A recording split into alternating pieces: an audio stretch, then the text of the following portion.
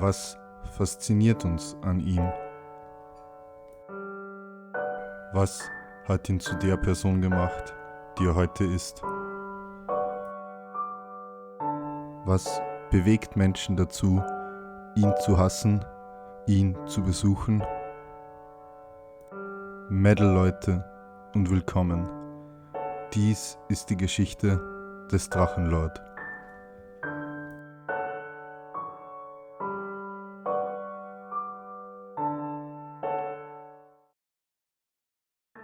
Am 27. Juni 2017 erschien auf dem Hauptkanal das Video Fette Props an Twitter, danke dafür Twitter, in dem Rainer Twitter dazu auffordert, seinen Account zu entsperren. Am 28. Juni wurde er im YouNow-Stream auf sein Buch angesprochen, gab sich aber ahnungslos.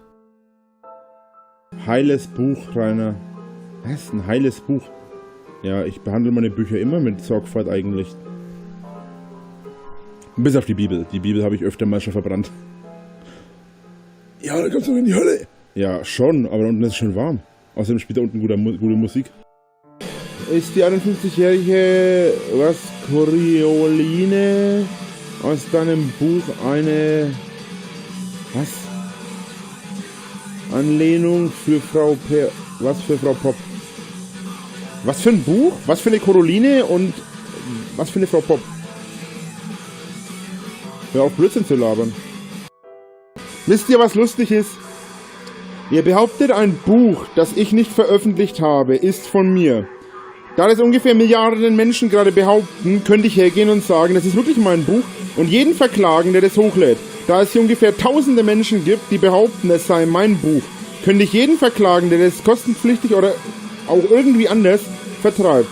Also überlegt euch noch einmal, ob ihr sowas wirklich veröffentlichen wollt und wirklich sowas rumposaunt. Weil dadurch beweist ihr nur noch doppelt und dreifach und 100-mal, dass es mir gehört. Kurzum, ich kann mir nochmal meinen Arsch voll Kohle verdienen, indem ich hergehe und die Leute verklage. Und ihr glaubt immer noch, dass ihr so viel mächtiger seid als ich. Dicky, ich lese mit Absicht alles falsch, weil ihr nur Scheiße schreibt, falls du noch nicht gemerkt hast, du Lusche. Ihr schreibt Rainer mit EI anstatt mit AI, ihr schreibt Metal mit DD anstatt METAL. Ich lese es absichtlich falsch, du Vollidiot. Auf dem Teamspeak machte sich Rainer wieder einmal einen Spaß daraus, Leute zu bannen. Die Person ganz unten hier. Das war, glaube ich, dieses Mädchen, was auch gerade rumgeschrieben hat. Du bist so eine Snitch, ganz ehrlich. Das meinte ich genau. Du bist ein Hurensohn. Hallo, Drache. Darf ich dich was fragen? Ja, frag mich doch. Da, ja? Willst du Sexschreiben machen? User in your channel was banned from the server. User joined your Hey channel. Rainer, wieso bewirft dich deine Freundin ständig mit irgendwelchen Kissen ab? Weil sie geil auf mich ist und keinen Bock hat, dass ich dauernd streame, während sie ficken will. Ach so. Deswegen. User in your channel was banned from the server. Am 29. Juni war Rainer zu Gast bei dem YouNower Yanderblau und befragte diesen über den YouNow Abo-Button. Kurz darauf erhielt Rainer diesen dann auch. Ich habe jetzt das alles gekriegt und so weiter. Würde den Abo-Button auch bekommen, aber ich weiß nicht.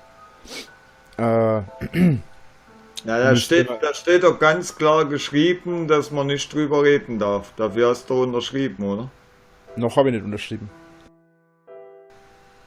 Ja, du bringst ja auch eine große Haterschaft mit, davon abgesehen, ja. Ja, klar, aber für die Hater kann ich halt auch nichts, ne?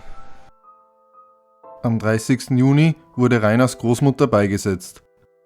Rainer war an diesem Tag zu Gast bei dem YouNower Kuhlmann und behauptete dort zu einer Hochzeit eingeladen zu sein. Als Rainer später selbst streamte, offenbarte er, gar nicht auf einer Hochzeit gewesen zu sein. Dann gab er zu, dass doch er das Buch Die Antwort auf die Träume verfasst hatte. Doch, ich hab's geschrieben, es ist aber noch nicht fertig. Eigentlich.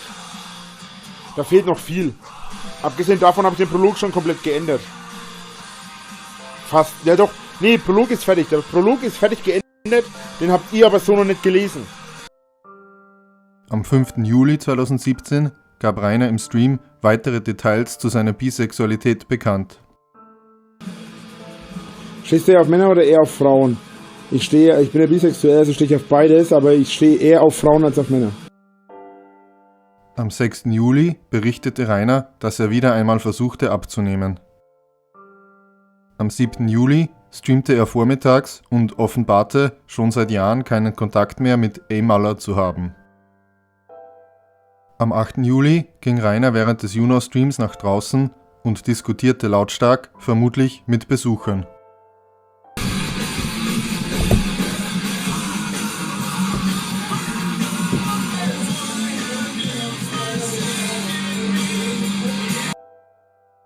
Rainer hatte dem YouTuber Sortis von einer Auseinandersetzung, die er mit Hatern gehabt hatte, erzählt. Diese arbeitete Sortis am 9. Juli in seinem Dokumentarfilm Nummer 7 auf. Rainer berichtete, dass ein Hater in seine Garage eingebrochen war, Werkzeug entwendet hatte und damit die obere Hälfte von seinem Zaun entfernt hatte. Daraufhin verfolgte Rainer die Hater mit dem Auto.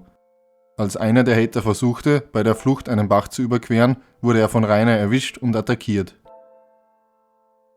Und dann dabei ist er fast drüben gewesen, ist er ausgerutscht, weil ich dann halt zum Wackeln gebracht habe oder irgendwas, keine Ahnung.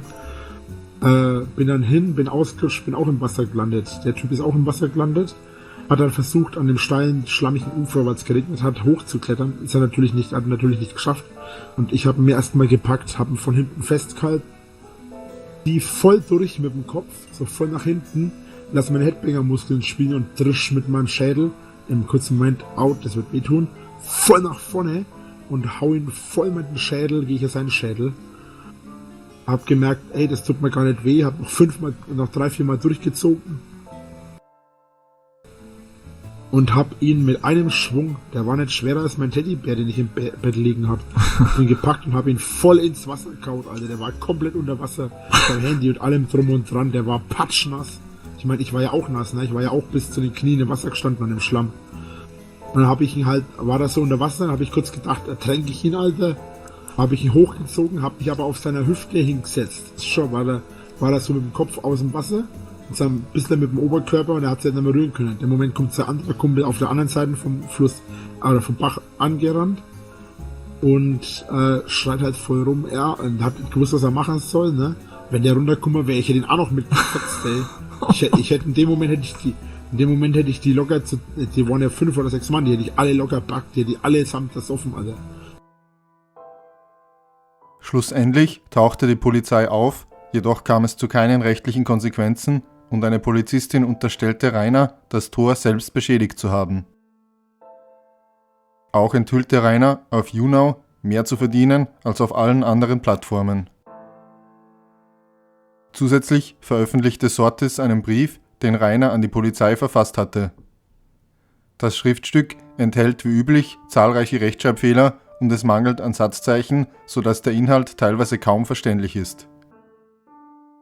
Rainer berichtet darin, bei der Polizeiinspektion Neustadt an der Aisch mittlerweile berüchtigt zu sein und sich von einigen Beamten im Stich gelassen zu fühlen. Auch erklärte Rainer sein Verständnis vom Sexualverhalten von Frauen. Ja, aber das ist jetzt da hast du etwas falsch verstanden. Frauen beschweren sich immer, warum sie das Arschloch haben, warum sie den haben, der wirklich nur auf Sex aus ist und nicht ihre persönlichen, oder hat nicht ihre Interessen vertreten und alles. Ja. Was sie aber dann immer im Nachhinein erst merken. Und worauf ich hinaus wollte, ist, dass es bei Frauen einfach deswegen so ist, weil sie eben biologisch darauf getrimmt sind, sich das Alpha-Tier zu holen. Ja, der sich durchsetzt. Der und stärkste, dann auch mal, weil danach auch die Jungen stark werden. Ja. Am 10. Juli gab Rainer im Stream wieder vor, mit seiner Freundin zu reden. Schatz. Ich mach die Stunde noch davor und dann komme ich rüber, okay?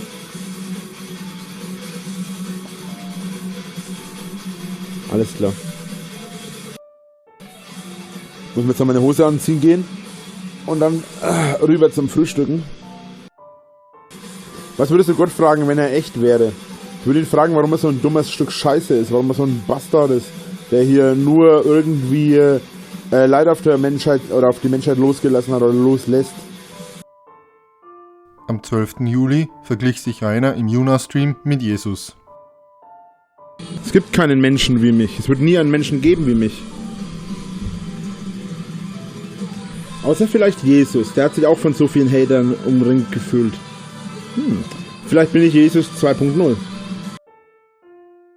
Auch wurde enthüllt, dass Rainer im Krankenhaus gewesen war und ihm dort Gallensteine diagnostiziert worden waren. Am 16. Juli war Rainer undercover mit einem Stimmverzerrer und dem Alias Dämon auf seinem Teamspeak-Server unterwegs. Ihr könnt seine Sicht der Dinge gar nicht verstehen, habe ich das Gefühl. Zumindest wirkt es auf mich so. Ihr beschwert euch und beschwert euch, aber irgendwie habt ihr keine Einsicht, warum er so ist, wie er ist. Letztlich, ich kann ihn auch verstehen. Ich meine, ich habe in den letzten Jahren gesehen, wie es ihn zerstört hat. Ja, nicht zerstört, sorry, Alter. Anscheinend versuchte Rainer, seine Community auf dem Teamspeak für das Verhalten der Besucher vor seinem Haus zu bestrafen. Weißt du eigentlich, warum momentan nur noch 2 Laberräume da sind? Das ist eine Bestrafung gewesen, zumindest hat er das gesagt. Das ist eine Bestrafung für euch, beziehungsweise für alle, die ständig bei ihm vor der Haustür stehen. Und ehrlich gesagt, ich kann es verstehen. Man kann sich nicht einmal mit ihm zusammen bei ihm im Hof hinsetzen und grillen, weil da nur Scheiße passiert. Fakt ist, dass der Drache kein Arschloch ist. Ich kenne ihn seit zig Jahren. Länger als er YouTube macht. Weit länger. Bestimmt, ich kenne ihn bestimmt schon 10, 12 Jahre. Du bist einer von seinen Freunden. Ja? Am 17. Juli hatte Rainer einen Auffahrunfall. Dabei öffneten sich bei seinem Ford Mondeo die Airbags und die Front des Wagens wurde deutlich beschädigt. Rainer versuchte erfolglos zu Hause, die Schäden zu beheben und den Wagen wieder fahrtauglich zu machen. Am 18. Juli tat Rainer im Juno-Stream so, als sei der Unfall nie passiert. Herr Drache, hast du den Autounfall gut überstanden? Was? Was für ein Autounfall? Rainer, wie geht's dir nach dem Autounfall? Was für ein Autounfall? Rainer hat einen Autounfall. Ja, genau, deswegen sitze ich ja noch hier. Boah, kommt, ohne Scheiß. Wann war das? Vor 2 Jahren. Habt ihr auch alle so ein Fake-Ding im Twitter rumgehauen? Ruhe in Frieden, Rainer, Autounfall, bla. Machen alle das in im Schrank. Ich habe gar nicht geleugnet, dass ich einen Autounfall hatte. Ich sagte, ich weiß nicht, wovon ihr redet. Leugnen wäre, wenn ich sage, ich habe keinen Autounfall gehabt. Hattest du echt einen Unfall? Dazu sage ich nichts. Auch erklärte Rainer, an den Gallensteinen zu leiden und behauptete nach wie vor, dass es sich bei Dämon um einen Freund von ihm handele. Hast du schon Schmerzen wegen der Galle? Ich habe die ganze Zeit Schmerzen wegen der Galle. Was machen die alle mit einem Dämon? Ach, ein Bekannter von mir ist jetzt auf dem Teamspeak, hat jetzt auch Admin-Rang und was weiß ich alles. Und jetzt labern sie so eine Scheiße rum. Dass es ich sein soll. Nur weil wir eine ziemlich ähnliche Art zu reden haben. Dann filmte Rainer live im Stream, wie er sich mit Besuchern vor seinem Tor stritt. Weil ich dir gesagt habe, ich bin keine Seelenfürsorge. Wenn du 2 Minuten normal reden willst, geht's auf Seelenfürsorge. Nicht zu mir. Sei doch mal ehrlich zu dir. Junge, ich brauche keinen Grund, um dir aufs Maul zu hauen, wenn ich das will. Du stehst auf privatem Grundstück, ich nicht. Ja, du stehst auf privat.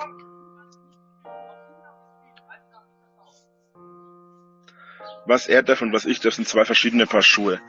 Wie auch immer. Falls jemand weiß, wer das ist, kann er ja mal ein wenig leaken im Internet, sei Fronting genauso. Das Autokennzeichen habe ich auch im gegebenenfalls, falls ihr das nötig habt. Und ja, dann schauen wir halt einmal, wer hier wirklich der Idiot ist. Danach war die Stimmung im Stream selbstverständlich feindselig und angespannt. Jeder Einzelne, der da mitmacht, sei es nur einer, der hier irgendwelche Scheiße schreibt, oder sei es irgendjemand, der richtige Scheiße baut. Jeder, der da mitmacht, ist schuld daran, wenn ich mich umbringe. Mich interessiert nicht, was passiert, wenn ich tot bin. Wenn ich tot bin, dann bin ich frei, dann mache ich, was ich will. Dann lasse ich mich nicht mehr von irgendwelchen Kasper-Sachen, was hier im Real Life passiert, davon irgendwie setzen. Ja, es gibt coole Sachen, die wir hier im Live haben, ja. Videospiele, Frauen, Alkohol. Weißt du, jetzt reicht's mir, Simon. Du wirst jetzt wegen Spam geblockt. Ding reinschreiben, weil ab sofort ist Lukas nämlich geblockt. Auf den billigen Plätzen hat die Schnauze gehalten zu werden, Lukas. Das solltest du dir vielleicht mal merken in Zukunft. Du atmest für 2. Ich atme gerade gar nicht eigentlich. Später ging Rainer erneut nach draußen, um Besucher zu konfrontieren. Pass auf, du Stück Scheiße. Wenn du dich jetzt sofort verpisst, kriegst du auf die Fresse. Und wenn du nochmal was gegen meine Scheiben schlägst, ne? Dann kriegst du das richtig aufs Maul, Alter. Ich verstehe nicht, ich muss nicht laufen. Jetzt verpiss dich. So abschauen wie du, hat mir nichts verloren. Oh Mann. So ein Haufen Noobs, ey. Allein die Tatsache, dass jemand, wenn jemand hierher kommt, allein die Tatsache, dass sie das machen, zeigt doch schon, dass die weniger im Kopf haben als ich. Ist jemand tot? Noch nicht. Das Problem ist, die dürfen da ja langfahren. Das Problem ist, das dürfen sie nicht. Da ist ein Schild, dass man da nicht fahren darf. Man darf reinfahren und rausfahren, man darf aber nicht durchfahren. Auch am 19. Juli streamte Rainer, während Besucher vor seiner Tür standen, und deutete an, seine Nachbarn seien an der Situation mitschuld. Als Nachbar hätte es nicht ausgehalten. Ganz ehrlich, hätte ich ein paar Nachbarn, die mir ein bisschen intensiver helfen, hätte ich die heute schon zusammengefaltet. Und so ungefähr auf die Größe. Am 21. Juli drohte Rainer im YouNow-Stream der Person, die Fotos von seinem Unfall gemacht hatte. Ach so, eine Sache übrigens noch. Die Person, die so dumm war, Fotos von meinem Unfall zu posten, ne? Wollte ich nur mal kurz sagen. Wie dumm kann man sein? Ich weiß, wo du wohnst. Ich kenne nämlich die Straßen zufällig. Und ich kann es der ganzen Welt preisgeben, wenn ich möchte. Man sollte vielleicht ein bisschen mehr nachdenken, bevor man handelt. Dann kündigte er an, einen Raum nur für Frauen auf seinem Teamspeak-Server einzurichten. Ich glaube, ich richte auf dem Teamspeak wieder eine Damenecke ein. Und eine Herrenecke? Nö. Wofür denn? Die Herren können sich ganz gut verteidigen. Die Damen können sich dann ein bisschen geschützter setzen. Und außerdem habe ich dann meine eigenen privaten Haaren. Auch am 22. Juli zeigte Rainer im Stream wieder die Besucher vor seinem Haus. Daraus ist ersichtlich, dass vor allem am Wochenende im Sommer oft mehrere Besuchergruppen gleichzeitig vor Ort waren.